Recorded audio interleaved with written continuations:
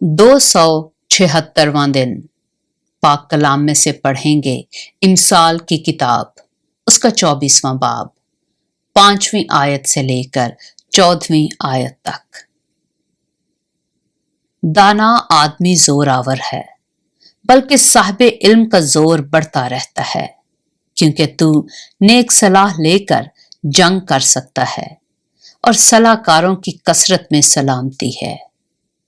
हिकमत अहमक के लिए बहुत बुलंद है, वो फाटक पर मुंह नहीं खोल सकता। जो बदी के मंसूबे बांधता है फितना अंगेज कहलाएगा। हमाकत का मंसूबा भी गुनाह है और ठट्ठा करने वाले से लोगों को नफरत है। अगर तू मुसीबत के दिन बेदिल हो जाए तो तेरी ताकत बहुत कम है।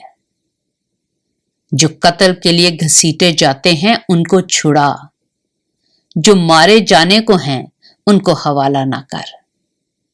अगर तू कहे देखो हमको ये मालूम ना था, तो क्या दिलों का जांचने वाला ये नहीं समझता, और क्या तेरी जान का निगहबान ये नहीं जानता, और क्या वो हर शख्स को उसके काम के मुताबिक अजर ना देगा।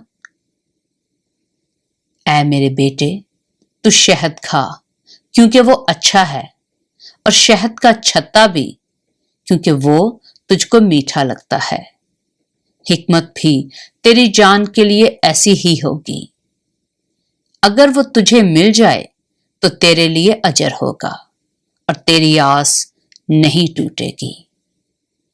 पाक कलाम के पढ़े और सुने जाने पर खुदावंद की बरकत हो।